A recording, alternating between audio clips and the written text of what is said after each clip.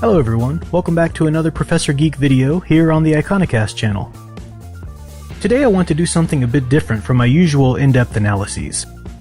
This week is the release of Suicide Squad in theaters, and as of today we've already been inundated with bad reviews. At the time of this recording, the film sits at 31% on Rotten Tomatoes, and the internet debate already sounds strikingly familiar to the one over Batman v Superman. Personally, I won't be seeing the film regardless, as I'm not interested in any take on the foundational universe that Zack Snyder created in Man of Steel and Batman v Superman. I don't want to spend my time and energy on that kind of vision of heroes. But many of you will see it, some will hate it, some will love it, and some will feel neutral. But I think at this point in time, it's useful to remember that the Suicide Squad already starred in a pretty decent film a couple of years ago. 2014's animated Assault on Arkham. It's a good movie, and while certainly not the greatest film ever made, it hits the mark in many areas where David Ayer's film apparently misfires. So whether you want to wash the taste of Suicide Squad from your mouth, or you just want to spend more time with Task Force X, this is my spoiler-free review and light analysis of Assault on Arkham. This film is the only movie so far to be set in the universe of the Batman Arkham Games. But don't let that scare you if you're not a fan or have never played them.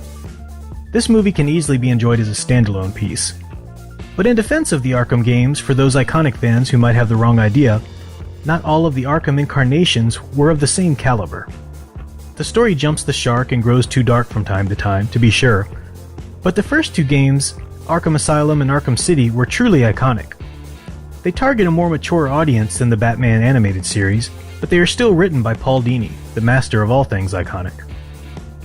Assault on Arkham is a tad more adult, but such should be the case for a story about the Suicide Squad as main characters.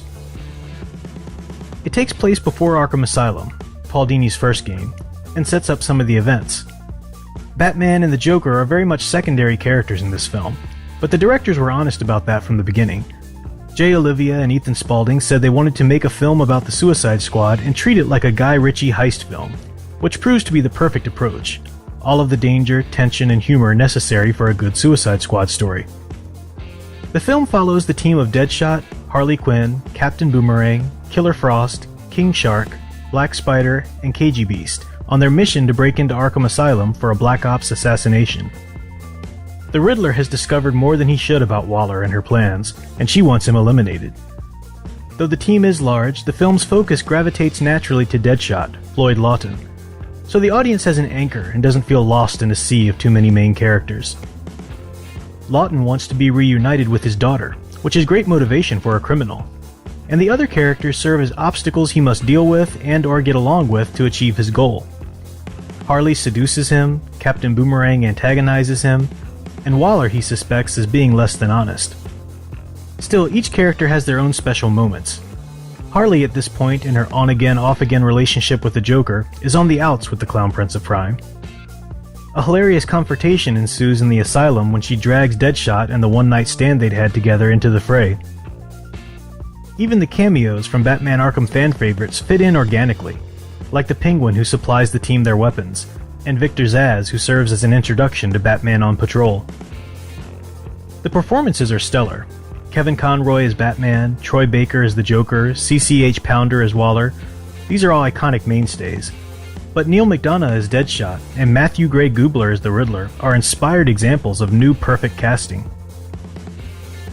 Few animated films are perfect, however, and at the end of Assault on Arkham, I felt a little unsatisfied with how some of the characters' storylines ended. Some of the ideas, relationships, and tensions set up in the beginning are simply ignored or rushed to conclusion for the sake of time in the final act. The film would have been better served as a two-parter, I think, but even so, it's a fun ride. Now for a brief, somewhat shallow analysis in order to avoid spoilers. Assault on Arkham captures and explores the innate themes of the Suicide Squad. What makes a hero? What makes a villain? The Suicide Squad, not the iconic good heroes like Batman and Superman, are the proper material for stories that want to ask honest questions about moral ambiguity, corruption, and redemption. Deadshot, a sniper assassin, is endearing in his love for and determination to be with his daughter. And Waller, a government agent, is powerful, immovable, and despicable.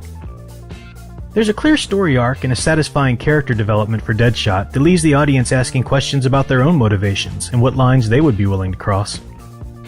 I should stop there lest I give away the entirety of the film, But whether you're disgusted with David Ayers, elated with his film and want more Task Force X, or just want to avoid the opening weekend crowds, rent Assault on Arkham in any of the usual places. It's an adult adventure that avoids gratuitousness and delivers large on the fun. If you like this video, be sure to click like and subscribe. New analyses and reviews are added to my Professor Geek playlist around each Wednesday. So until next time, keep enjoying and digging deeper into the superhero stories you love. Thanks for watching.